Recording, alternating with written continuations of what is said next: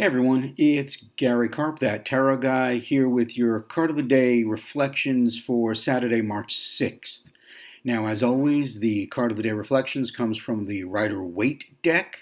It's the only deck I use, especially when I am reading for clients or reading at a fair or at a party or whatever I'm doing. I really believe that the Rider-Waite deck is the only true tarot deck out there.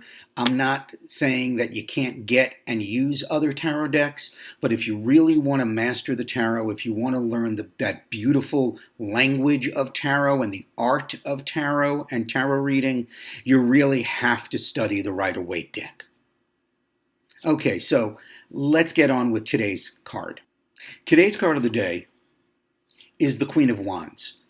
Now, the Queen of Wands represents loving life, being passionate, having that flame. She has reached the stature where she doesn't have to fight any longer. She can sit and enjoy the fruits of her labor, similar to the Queen of Pentacles, only while the Queen of Pentacles enjoys the creature comforts, the Queen of Wands tells us that we must find a passion and love life and embrace life, that is what this journey is all about, that it's not about the material possessions that we can get. It's not about the amount of money in our bank account. Those things are good and they are important, but what really matters is having that zest for life, that full-on love, where you wake up every day amazed at what the world is going to bring you, and excited to do the things that you do. This is especially important for you if you are a small businessman or a small businesswoman or you're an entrepreneur, because we really have to love what we do in order to get us through the day sometimes, right? I remember an old mentor of mine once told me to find what I love to do and to make it my career or my vocation, I believe he said. And if I do that, I would never work a day in my life. That's the energy of the Queen of Wands right there. Taking your passion and making it real, embodying your passion. Now, this just doesn't extend to work things. This is an entire holistic view of life. If we look at this card, we will notice that her legs, this queen's legs, are set firmly apart, wide open. As a matter of fact, this is the only queen who has her legs set apart, wide open. This shows that the queen's passion extends to her sexual energy as well, the kundalini, if you will. That it is okay to be passionate and enjoy sex. That is part of the fruit of life. That is part of the passion of life, is these sexual energies that are there. So do not deny them. There may be times when we try to tamp down our sexual desires. We try to ignore what may be an alternative lifestyle, whatever that means for you. The Queen of Wands tells us to embrace it. If this is who we are, if this is what we're passionate about, if this is what makes our life worth living, then step into it. So tonight, while you're reflecting on the energy of the Queen of Wands, ask yourself a couple of things. Number one, what truly makes you passionate? Right? Because if you're not passionate about what you're doing, why the hell are you doing it? The only purpose in life, according to the energy of the Queen of Wands, is to be happy and to be passionate. So figure out what makes you happy. Figure out what you're passionate about and find a way to include that in your daily activities every single day.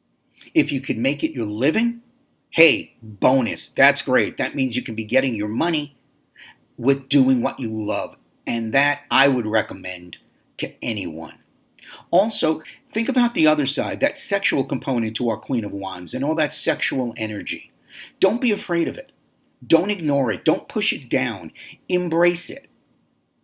It is part of who you are. It is part of the human experience. There is nothing dirty or sinful about sexual energy or the sexual urges, however they may manifest themselves in us. So while you're meditating on this energy, Think about your sexual desires. Think about the urges that you have, and whether you're tamping them down or whether you're being honest and open with yourself and living your true self. Because if you are not true to yourself in your identity, whether that is a gender identity, whether that is a sexual identity, whether that is an adventurous identity, whatever that means to you, if you're ignoring that, then you're not truly living, and you can never embody the happiness and the passion and the joy that our Queen of Wands brings. Now, there is one other part of the Queen of Wands that I do want to bring up, and that's this little itty bitty black cat. It's just sitting there right in front of her. Black cats traditionally in Christian mythos or in Christian stories were given by the devil to protect his witches, to protect the people who worshipped him and did his bidding. Now, it's nothing that sinister here. But what this black cat signifies along the same lines is that the universe will protect everyone who stays in their passion, who is following their passion, who is living with the warmth and joys of their passion, who is considerate of other people and gives respect and love unconditionally to those other people because they have so much joy and passion to give.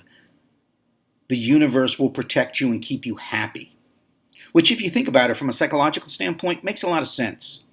It's very similar to the law of attraction, where what you think about, you bring about. So if you're constantly thinking about passionate thoughts, if you're constantly thinking empowering, positive, loving thoughts, then the universe is going to give that more to you. Does that make sense? So that's all I got for you today. I hope that you enjoy this little path down our Queen of Wands. And until tomorrow, stay good.